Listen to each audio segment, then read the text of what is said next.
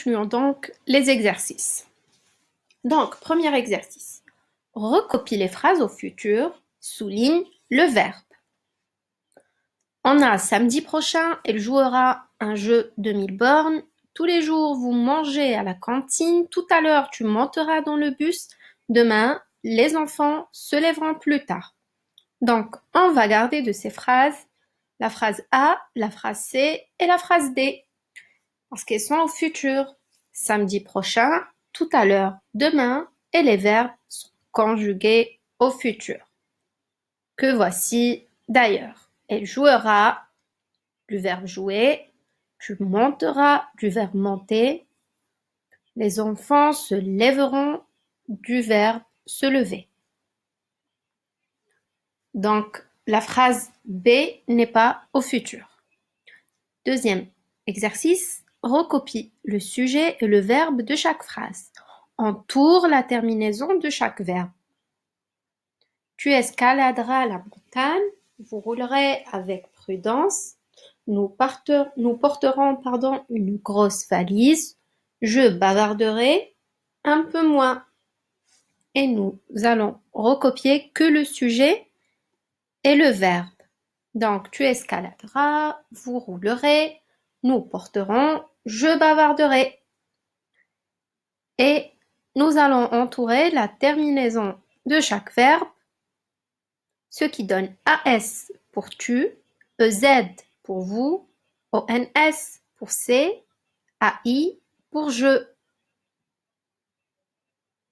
Bien, alors la troisième et quatrième question ou exercice, on va bien sûr les corriger la semaine prochaine, les enfants.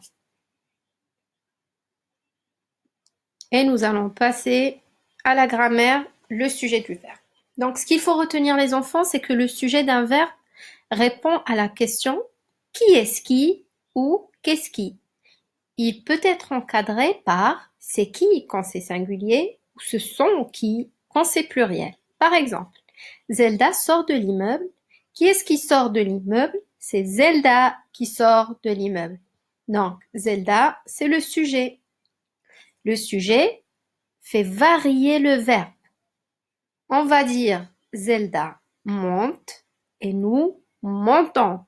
Donc, le verbe varie toujours selon son sujet. Prenez maintenant la page 145 du manuel Millefeuille toujours. La page 145 et nous allons travailler les deux premiers exercices et nous allons laisser le troisième et quatrième exercice pour la semaine prochaine aussi. Alors, premièrement, écris le sujet de chaque verbe souligné en répondant à la question. A. Le chaboté mange l'ogre. Qui est-ce qui mange l'ogre? Et nous allons écrire, c'est le chaboté qui mange l'ogre. Donc, les enfants, attention, il faut écrire toute la phrase. On ne va pas s'arrêter à c'est le chaboté. On écrit toute la phrase. Et dans ce cas, le chaboté est le sujet. Dans un bac, le jardinier plante des fleurs. Qui est-ce qui plante des fleurs? Et nous allons répondre par c'est le jardinier qui plante des fleurs. Donc, le jardinier est le sujet. Ce matin, la pluie tombe sans arrêt. Qu'est-ce qui tombe sans arrêt? C'est la pluie qui tombe sans arrêt. Donc, la pluie est le sujet. Le traîneau glisse sur la neige. Qu'est-ce qui glisse sur la neige? C'est le traîneau qui glisse sur la neige. Donc, le traîneau est le sujet. Bien, les enfants, on passe au deuxième exercice. Encadre le sujet de chaque phrase avec « c'est qui ». Souligne le verbe de chaque phrase. La vieille sorcière est sur son balai. Et nous allons dire c'est la vieille sorcière qui est sur son balai. Donc le sujet est la vieille sorcière. Et nous allons l'encadrer par c'est qui. Le facteur distribue le courrier, c'est le facteur qui distribue le courrier. Donc le facteur est le sujet.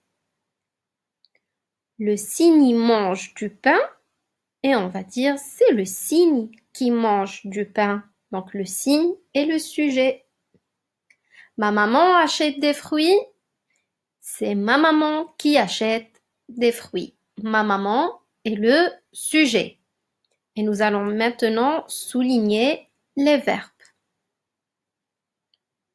Donc, et, le verbe être, distribue, du verbe distribuer, mange, du verbe manger, et achète, du verbe acheter.